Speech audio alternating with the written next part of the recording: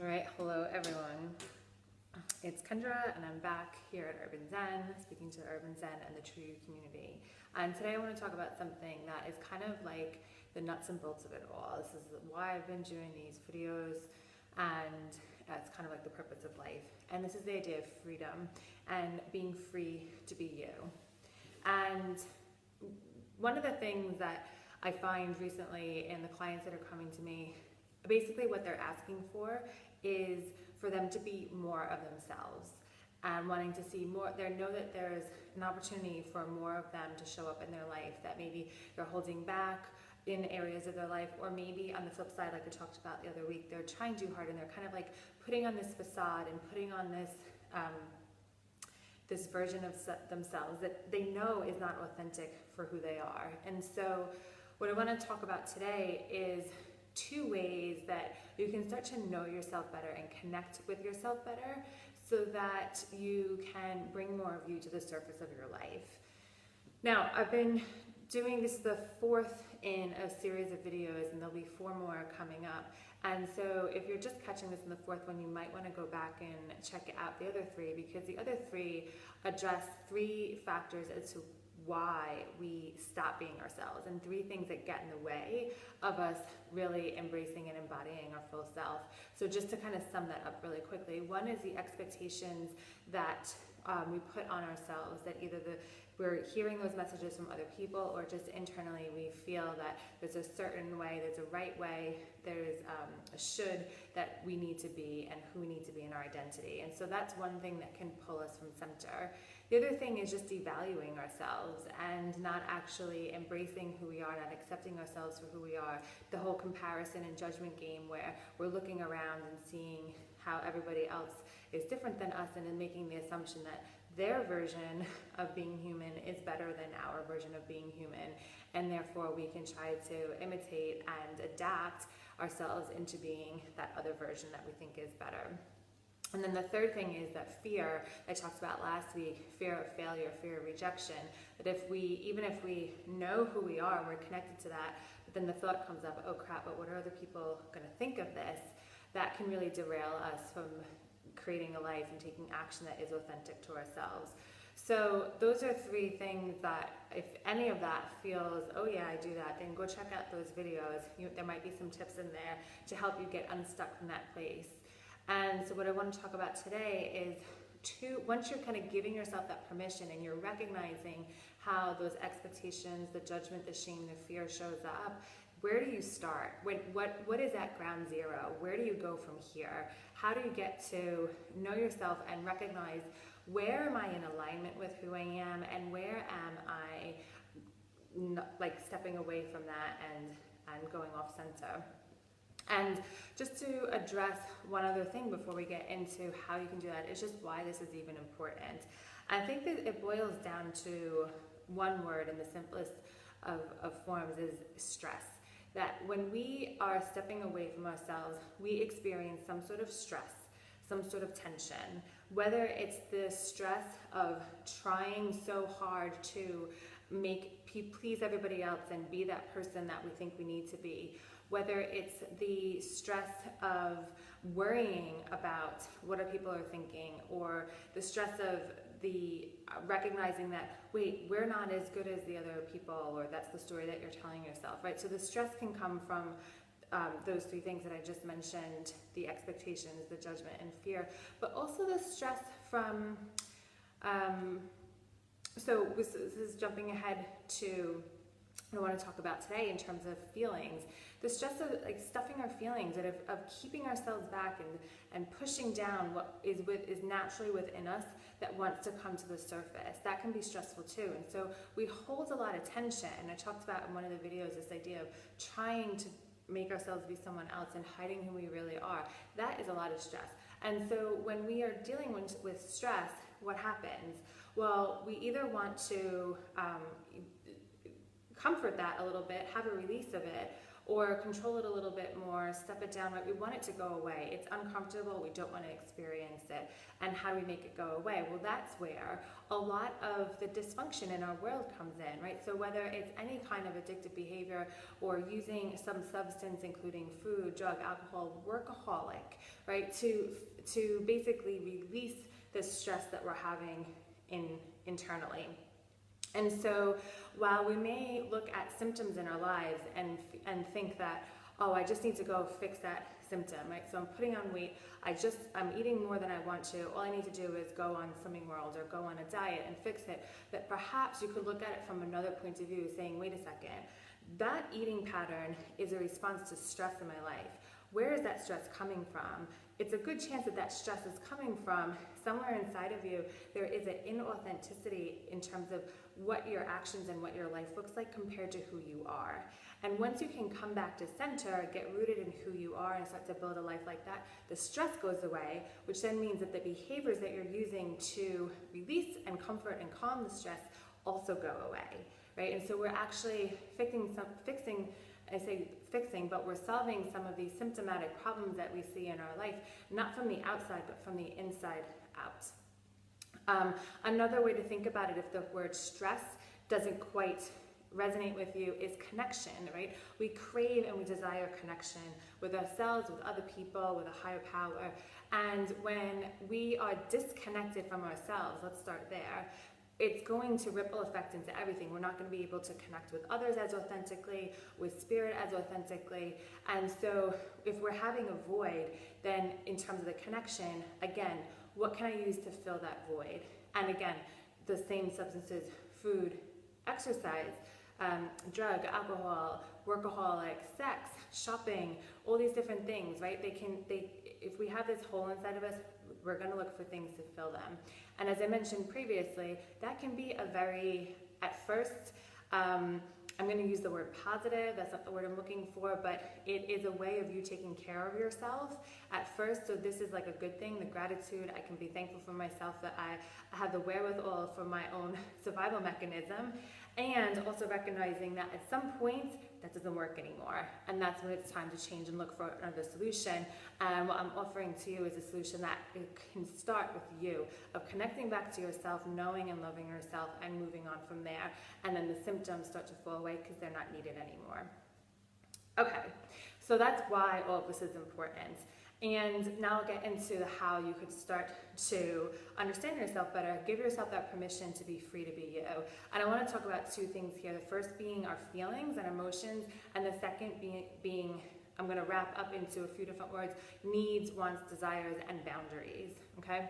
So let's start with feelings. Feelings is something that in our world, in our society, there can be a lot of negative connotation about that, regardless of gender. So for women, the messaging might be, oh, don't be too emotional. And I guess, or there might be an expectation, oh, you're just being emotional, like, so you downplay whatever emotion is coming up because that's just what you do, right? And for men, it could be that you're not allowed to cry, so don't even think about it. You're not allowed to feel. It needs to be macho, masculine, and all that kind of stuff. And so what I want you to think about is that actually your feelings, that is like the DNA of who you are. That is the fingerprints of who you are. They're unique to you, and they are necessary. It's what helps. It's what you have with you when you're very first born. You don't have words when you're born. Maybe you have thoughts, I don't know, I'm not that sciencey to say, but you're feeling, right? If you're feeling hungry, the baby cries. If you're tired, the baby cries.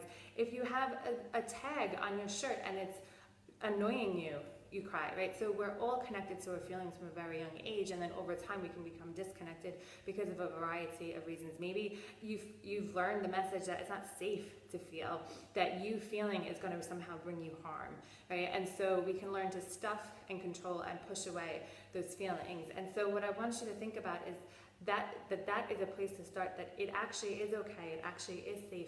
The more you can connect to what you're feeling inside of you, using your body as a tool to get there, the more you are going to be able to be attuned to yourself, be attuned to your own needs, and start to make choices that are in alignment with who you are. So I want to just really quickly talk about 3 feelings or 3 emotions that perhaps that I think are the ones that we stuff and we try to avoid the most. They're like the most painful, the most uncomfortable. And these are the feelings of sadness, loneliness, and hurt, right? Like you can see my face. I don't even want to feel that, right? Because let's just sit with that for a moment. Sadness, loneliness, and hurt. There is so much disconnection in those feelings.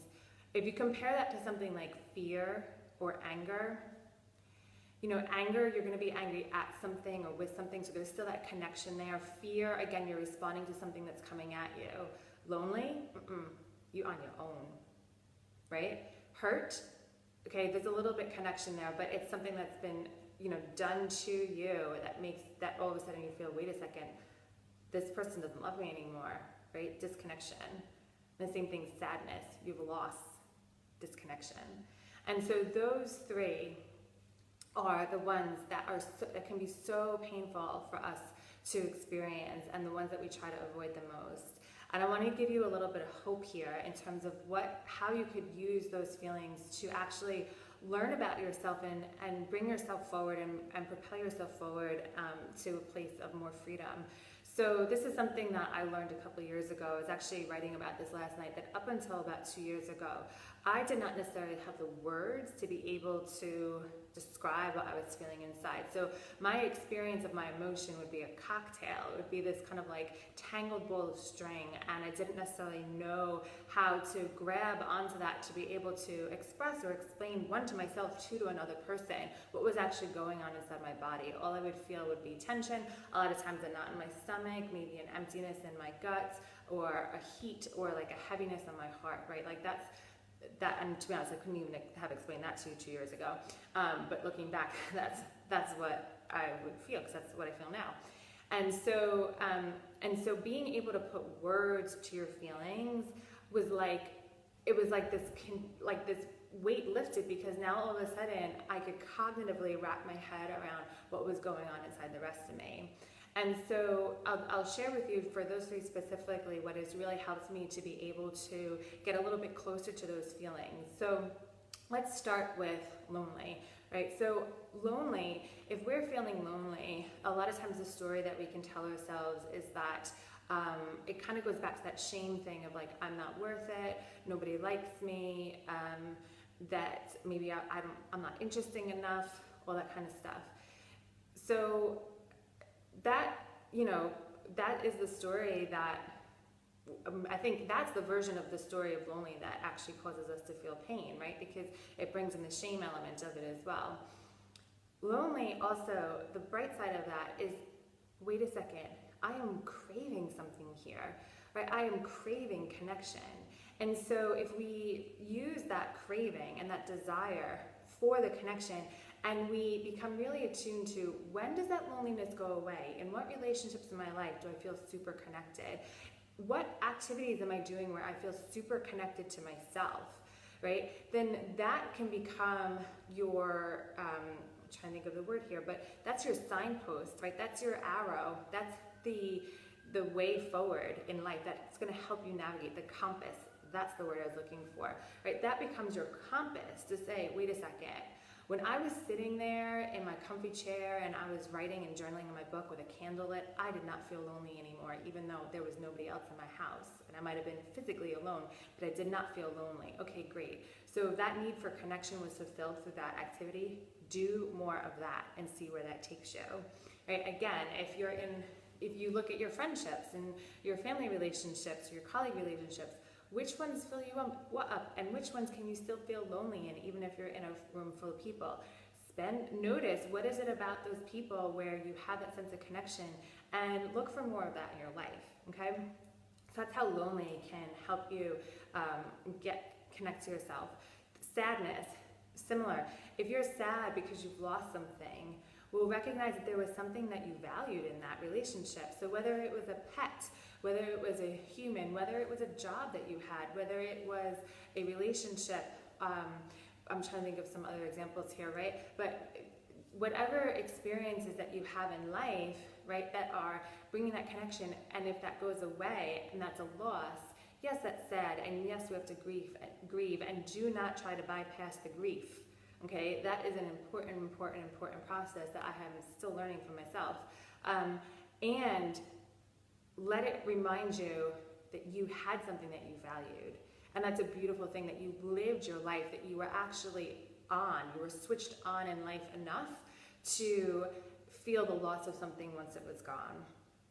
And the third one, hurt. Okay, so hurt is a really interesting one, because a lot of times with hurt, we make up the story or narrative. I was listening to a podcast this morning where they were talking about, I'm pretty sure it was the prefrontal cortex in our brain, and I might have gotten that wrong, but basically that this part of our brain is the one that's the storyteller, right? It's not the CEO, it's not the executive, but it's the storyteller, the narrative that's pulling together all our experiences and coming up with a story of what that actually means, okay? So when we have hurt, we create a story of what that means, and a lot of times the conclusion that we come to is, again, that maybe I've done something wrong to create this hurt and pain for myself, or the other person has done something wrong by me. And this is the thing, yes, that there could be some truth in that the other person has done something wrong, and a deeper truth beyond that is that there's a wound, okay? And so perhaps the hurt and the pain that you're feeling, it may or may not be actually because of that particular person or situation. It could be that you have a wound that's ready to heal. And so when you're starting to notice the hurts and the pain, instead of trying to avoid the situations that are causing those hurts and pains, then you can ask yourself, what needs to be healed within me here? And most of the time, it goes back to way back, child, even before your experience here on earth, of something that inside of you has been hurt and scarred. And so the more healing you can do for yourself in your history means that in present day, you have more of yourself to be in relationship with others, and to be able to bring more love into the situation, as opposed to taking action from a place of pain. So those are the three feelings that I feel like a lot of times we don't like to talk about. We can talk about fear, we can talk about anger, and there's definitely worth talking about those ones too. But these three that I just talked about are the ones we try to avoid the most. And so perhaps in sharing that with you, then you can sit with, the next time you're feeling something that's really uncomfortable, sit with it. Ask yourself, does this have anything to do with loneliness, hurt, with sadness? And maybe just let yourself feel it. There's a great teachings in yoga that says when you're in a pose and you're resisting it, that's when, you snap a ligament, that's when it hurts more. And the way to actually move through the discomfort is to relax and surrender into it. And the same is with our emotions. So when you're feeling the discomfort emotions, just sit with them, be with them, acknowledge them, let them have their voice, and let that start the healing process, and let that start the process to bring yourself back to more of you. Okay, so the second thing I wanted to bring into the conversation today is this idea of boundaries. Once we have our feelings, then we're able to identify the next step up the ladder, kind of with that.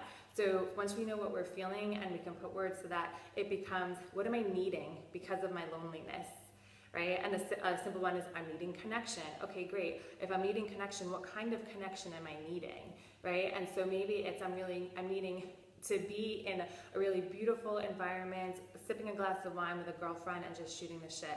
Okay, great. So now that you know what your needs are, now you can start to actually take action on that, as opposed to just sitting there in this ball of mess of pain and discomfort and just sort of withdrawing, right? And so when you're starting to recognize your needs and your wants and your desires, this is the really fun part, right? Because this is the generative part that's going to move you forward.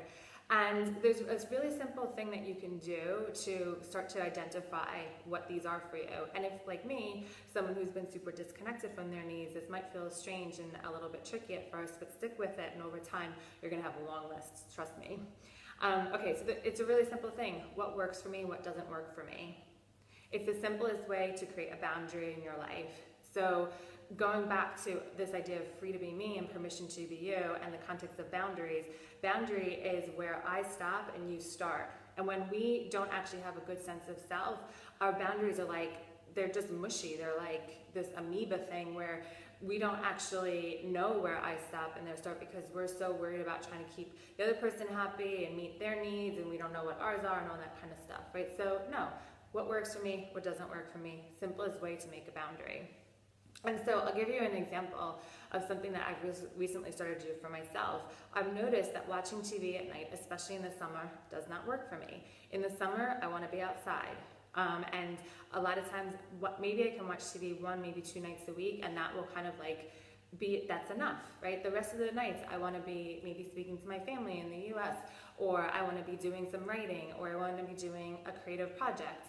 And so this is like a recent discovery, because my default was, oh, what do you want to do tonight, babe? Yeah, watch TV, right? And I would find that by the end of the night, I was tense, I felt unfulfilled, and I would be cranky, right? And so knowing what works for you, and so let's use that, feeling the feeling of acknowledging, I'm feeling cranky. Why am I feeling cranky? Because maybe I haven't been listening to paying attention to my needs, that my need is that I need to be using my evenings in a different way, okay? And so that's awesome, because once you can do that for yourself, there's, again, more of you at the surface, and you have that connection to yourself, which is the starting point for everything in the rest of your life. It's how you can then be in relationship with others in a pure, authentic way. And yes, it can be tricky to negotiate in relationships. Well, I want to watch this program and you want to watch that. And let's acknowledge that we're all different. We're all wired differently. So we're going to feel different things at different times. We're going to need different things at different times.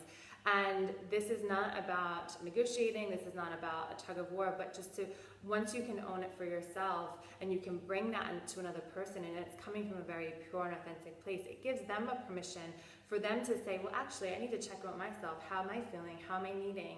Maybe you want the exact same thing. Great. Maybe you want different things. That's great too. Because if you can give that to yourself and you can give that to each other, it's a beautiful way to have any kind of relationship in life. Okay. So I'm going to stop it here, but I hope that really encourages you to really slow down, take stock, check in with yourself and say, where in my life can I be more me? And really another simple thing you can start to ask yourself, what do I need to start doing more of? Because it lights me up, it brings me joy, it elevates me somehow. And what do I need to stop doing? Because when I'm doing that, it's draining me, I feel exhausted, or I'm in a bad mood, right? Simplest way to allow yourself to be more you in your life and not have a need for other things to fulfill you other than you being authentically you. Okay, lots of love to you. Any questions, let me know, comments, tag me so I make sure I see it, and we'll catch you next week. Bye now.